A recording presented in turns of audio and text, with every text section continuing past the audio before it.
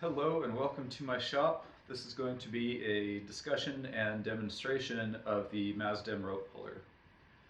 What I'm going to do is talk about it here at the shop, about the kit that I have, how I use it, the context of the forest in which I'm using it, and demonstrate pulling over 3 back-leaning fir trees. It's not exactly intended to be a review or a exact how-to, more just a demonstration of the tool, its usefulness, and how I put it to use in the work that I do. I use it all the time. I've been using it regularly for probably 5 years, and it's one of my most useful pieces of equipment after chainsaws, climbing gear, and wedges. I think it's that fundamental for the work that I do. So this is my basic kit for utilizing the rope puller. The rope itself, I use endless loop slings to anchor around trees, 2 different lengths. I've got a million other slings, but these 2 cover most of what I need. And then I have the ropes. I have 3 ropes between these 2 bags. This is a 200 footer, there's a 100 footer here, and a 50 footer. Because it's not midline attachable, having different rope lengths allows me to grab whatever piece I need for whatever the particular job is, rather than having to pull a ton of slack through the system. So the tool itself is rated to 1,500 pounds of pulling force, and they call that a 10-to-1 mechanical advantage. This gives it significantly more pulling power than most mechanical advantage pulley systems you'll use, and that's part of the reason why I like it so much. It's also just very inexpensive and very simple to use. This is my second one. I just used it so much I wore the thing out. The pawls were getting a little bit worn, and I just thought it was best to replace it because it's doing a pretty important job. I did change out the original hook that it comes with back here because this thing is just small and awkward. A steel beaner with a corner trap is a much better attachment method and gives you a lot more space for hooking onto the slings. This rope is very cheap. It's, I think, $100 for 200 feet of it. And when you're pulling, oftentimes the tree that you are pulling will land on your pull rope. Because this is so cheap, you can beat it up and replace it. It's not a big deal. When you use this 3-strand a lot, I don't know if it's elongating or just compressing, but it starts to lose some of these ridges that it has, and it becomes smoother. When that happens, it doesn't lock into the drum as well, and you won't have as strong a pull, or it could even potentially slip. I have had that happen at one point when my rope was starting to get pretty tired, so like I said, the rope is cheap, replace the rope, good as new, but it's something to be aware of. So again, this thing is really inexpensive. It's like $60, and it does a lot of work for those $60. I've never had a problem with anything. Part of me wishes they made a slightly burlier version of it, maybe that could work with a 5/8 rope or something like that. But with this, with the work that I use it for, backing it up with wedges, this thing does a hell of a lot of work. If you really needed more pull, then this is able to provide. We have other options. This is rated to pull 6,000 pounds in a single line, but that's a different discussion. Where I am in western Washington by the Canadian border, this area was clear cut, and everything that is here today is second and even third growth Doug fir. The forest is almost entirely Doug fir. It's a rural area and people live within those trees. What I'm showing here is a pretty common example. You can see how just how thick everything is, how close together these trees are. And most of them are 60, 80, 100 feet tall. So let's look at a real-world example. Here's a pretty common situation. This is a shop, it could be a house, it could be anything, but you'll have a building up against a tree line. Because those trees are reaching for light, either the trunk might be leaning over the building, or at the very least, the limb weight will be. So you could climb the thing, piece it out, and do it that way, or you could get a line up high, and assuming you have space out in the woods, which you often do, get a line in it, get some leverage, find a gap, and pull that whole tree over in one piece into the woods. That, of course, is very efficient, and that is a very common situation I encounter. You can't do that by hand. You're not going to be able to do that with wedges due to limb interference in most cases. The rope puller is a perfect tool for accomplishing that. So that was one situation looking in the forest where this is really useful. Another situation that I'll demonstrate here is a very common situation that I get into. Oftentimes there won't be space to fall a fir hole, but I can spur up it, strip all the limbs, take a top, and then fall a bare stick. When you get to this bare stick, oftentimes you can just wedge it over, and I do a lot of that. Other times, maybe the thing has a little bit of a back lean, maybe it's just a critical situation where having a line is helpful, but it's a very common usage for me of a bare stick. I can tie a rope on, use wedges and the puller to pull that stick over. Vertical sticks and big sticks can be a little bit more work to tip over than you might expect when they're really dead straight, and you have to get those hinges smaller than you think. So I always like to have a little bit of extra advantage when I'm tipping those over in a high consequence scenario where I'm near a building or where it's a really tight shot through the trees. Another situation where I find pulling things over is extremely useful, and pulling them over with the Maasdam Rope Puller in this case is when trees are limb bound. Like I showed you earlier, the forest here is really thick, so frequently you'll have limbs, if not intertwined, touching each other. And yes, you can tip a lot of trees over using wedges, but once those things are intertwined, they really struggle to let go with just wedges. I've seen 100-foot trees held up by what seems like a 1-inch branch up high. When you're putting that pressure down below to open that face cut, it just doesn't have the same effectiveness as having leverage up high and actually having that pulling force closer to where that obstruction is actually taking place. So when you have intertwined trees like this, that leverage and that pull line really lets you separate them and get the tree down how you want it to without having to climb it and piece it out.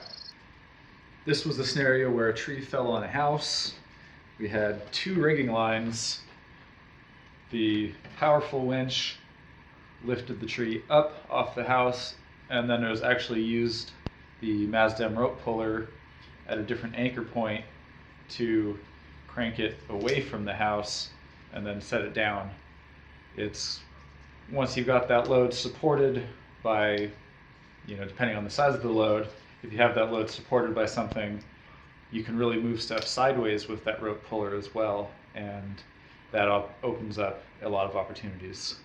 Sometimes you'll come across an old growth Doug fir snag out here, and frequently those will be literally a column of bark. There'll be dust or mush in the middle, and because of that you have no holding wood, you don't have much you can trust, or you don't have anything you can trust.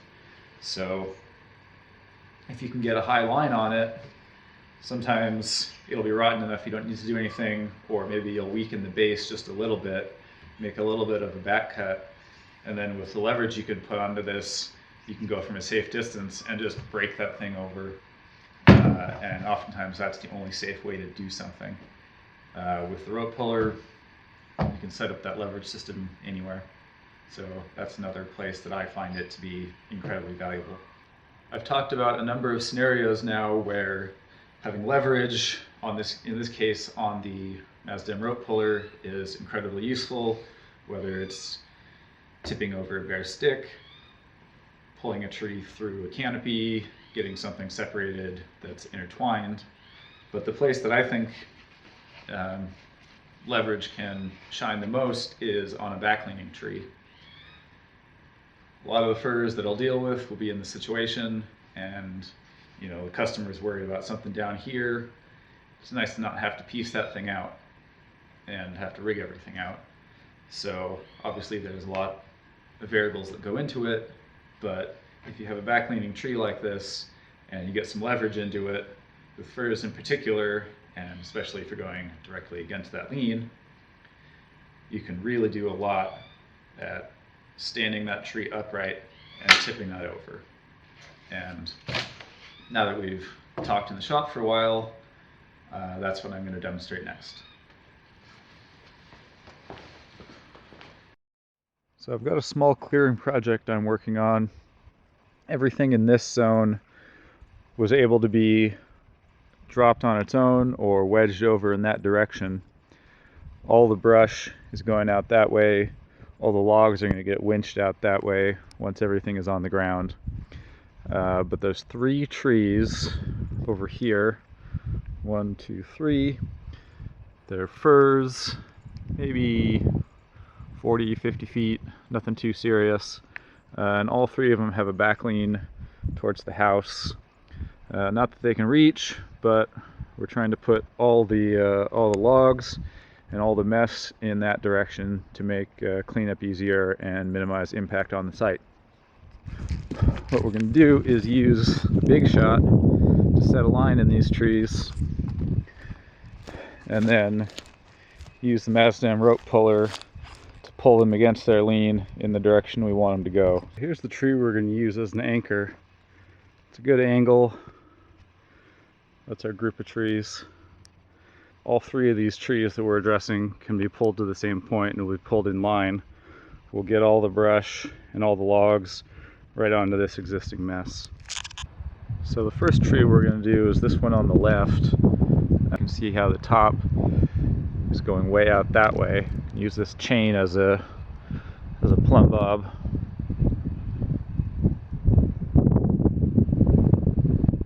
You can see how far the top is out of vertical.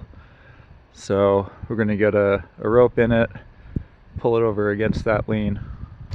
So of course setting a pull line is all about getting leverage over something to have that force to send it against where gravity wants to take it. So to do that we'll use a big shot, and we'll set a line about 2/3 of the way up this first tree.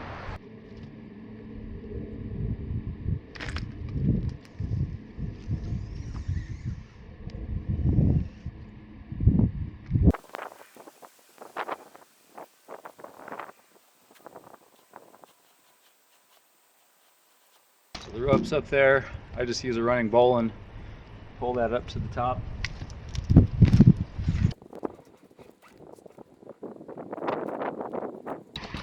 Alright, so you got the thing hand tight. See how much it's moving that tree already, so we'll add a little bit of tension on it.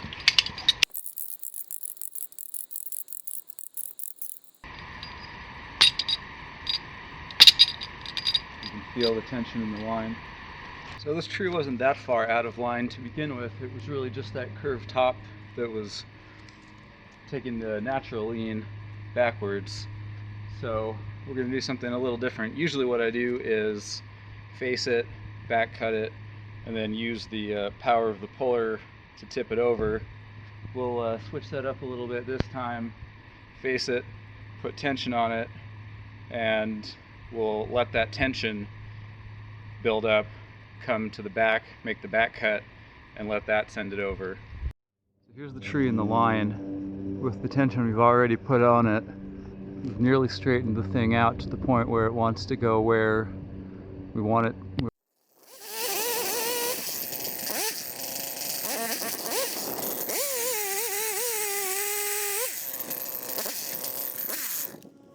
We've got the face in. I'm just going to go crank on it and watch this thing move a little bit more.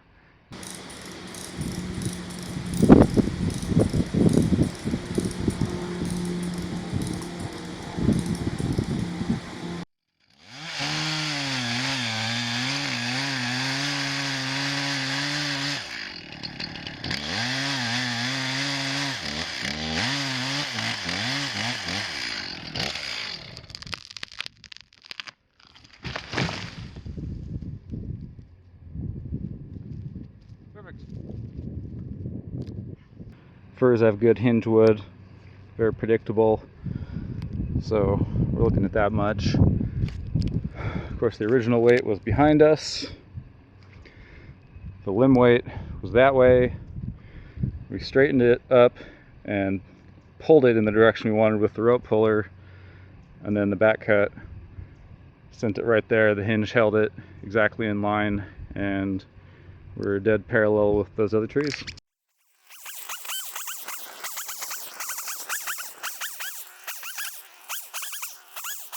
So now we're on to the second tree, and this one's got a pretty extreme lean.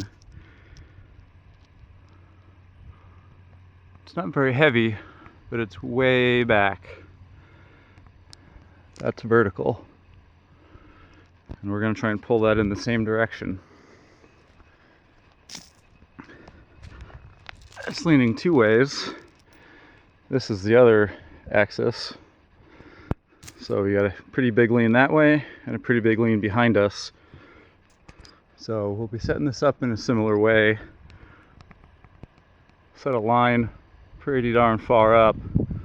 Want to get good leverage on this and try and stand this whole thing up and then over center. Like I said before, I like to do a running bowline and get the rope on the trunk. With furs of this size, where you want to get the rope to get leverage, you can't really trust those branches enough to just go over a branch and then do a basal tie. So I like to use the running bowline on the trunk and just get a meatier tie-in. Currently, it doesn't have much tension on it. It just has enough to start holding the system. You want to do it in stages. If you start cranking the thing over and try and bend it over hard early, you can actually pinch your bar when you're trying to make your face cut. So I've got it in just a little bit of tension to begin to support the tree, and then we'll make the face cut and start adding more tension after that.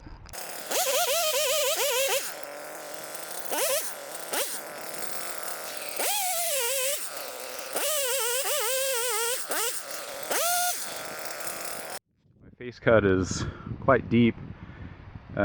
When you do that, it really shifts the balance point and makes it easier to pull over. Now that we've got this faced, we're going to go over and put some tension on it and watch this thing move a little bit.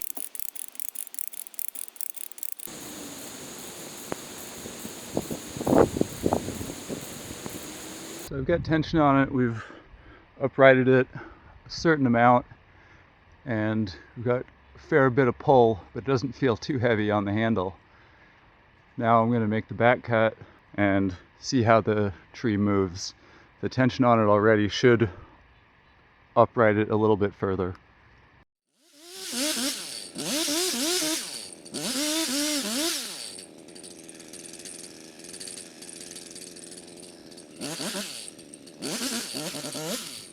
So because of that preload tension that I put on before making the back cut, it did move the tree. As I released the tension on this side, you can see it's actually opened the cut just a little bit. So our hinge is probably about where we're going to want it to crank this thing over, given the condition of furs.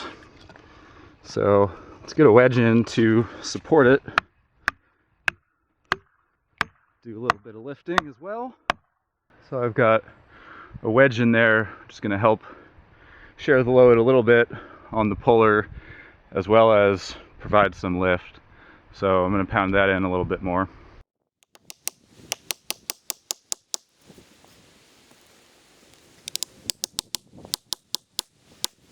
And now we're lifted as much as possible with the wedges, which means we've probably made a little bit of slack on the line. So I'll go feel that. The hinge is just about set. Probably is set. So now I think it's just going to be a game of going over to the handle, cranking on it, and tipping this whole thing over. Still got quite a back lean to overcome, but that's what the puller does best.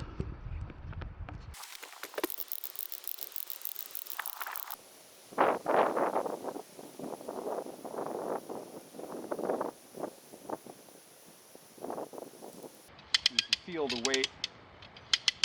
It's over center now, so really relying on that hinge.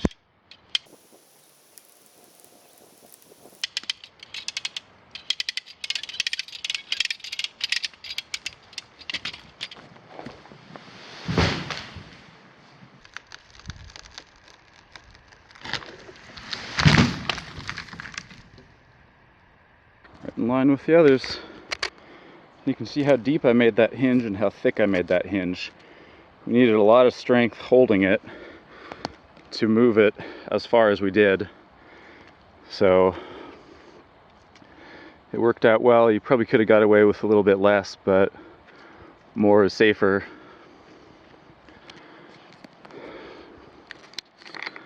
So now it's the third and last tree. Also not very big. All the limb weight's on the uphill back leaning side.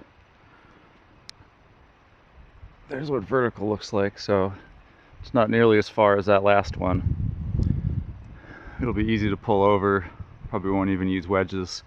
So unlike those other ones, this one has enough limbs that I'm just going to shoot a line up there, up in the middle, and tie it down below.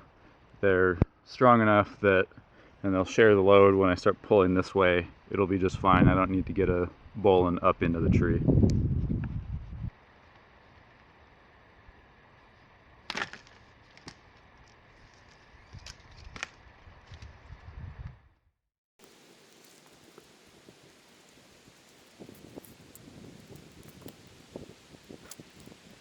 Of course, anytime you get a pull line in a tree, you want to cinch it up and test it. On small firs like this, it's really easy to see what kind of power you have. This is just hand pulling. I can move that tree substantially with very little effort, so we know the rope puller will have no trouble with the amount of power it has.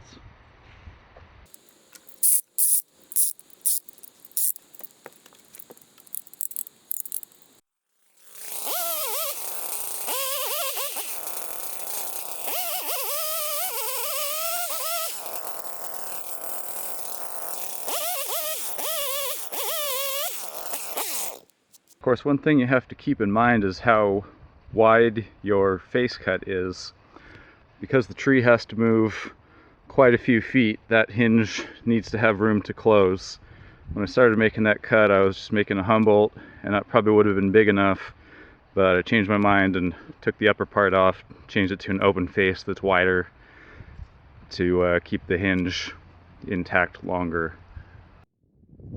So there's the tree, the line, the puller down on that end, face cuts in, and here's where we're sitting in terms of vertical. So there's still quite a bit of back lean on this, and of course all the limb weight is on the back side, but it's not very heavy, and with this leverage in it, it'll be easy to pull down in the direction we want it to go. So now that the face cuts in, we can start putting some tension on it without worrying about pinching that. We'll give it a few cranks, see how it moves.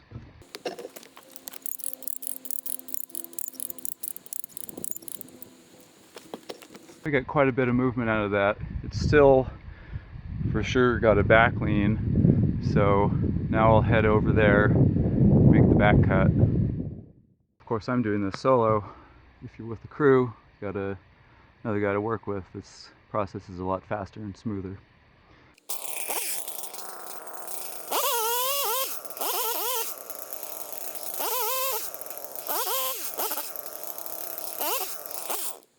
Once again, the tension that we preloaded on that made the back cut open. Now the whole thing is sitting, it's still back leaning, so it's still on the rope, but the whole tree is balanced on the hinge, which on this particular tree is very strong. But now we'll just go to the puller and crank the whole thing over.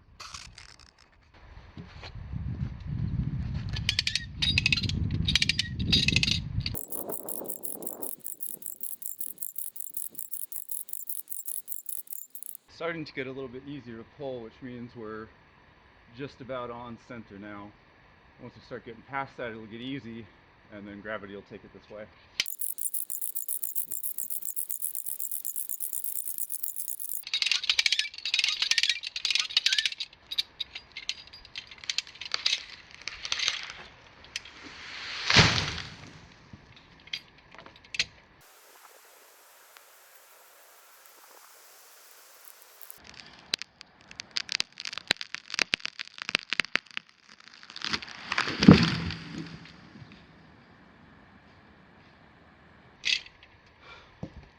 So as that got over center, it got so easy to pull that the little bit of travel that has couldn't keep up with it. But because it was so light, I could just hand pull the rest. And that's something you've got to be mindful of, because that's when the tree is in its most unstable position. So there's our tree. Went perfect right on top of the mess of all the others. Stayed on top of all these logs to do minimal damage to the moss, which was a goal. There's the stump. It's a pretty thick hinge, but of course that is helpful in terms of strength to get it up to center and then over center when you're pulling and the only force is the rope up high. You don't want a thinner hinge, it could break sideways depending on the weight. But that's how I pull trees over. Well, this has gone on longer than I originally planned, but there was a lot of things I wanted to cover about this tool. I hope this discussion and demonstration has been useful to some of you. Maybe you saw something you liked, maybe you saw something you didn't like, but it might be a tool that you consider adding to your toolkit if you don't already have one. So watch some other videos, read some discussions, ask questions, and decide for yourself. Personally, I'm a big fan. So anyways, have a nice day and work safe.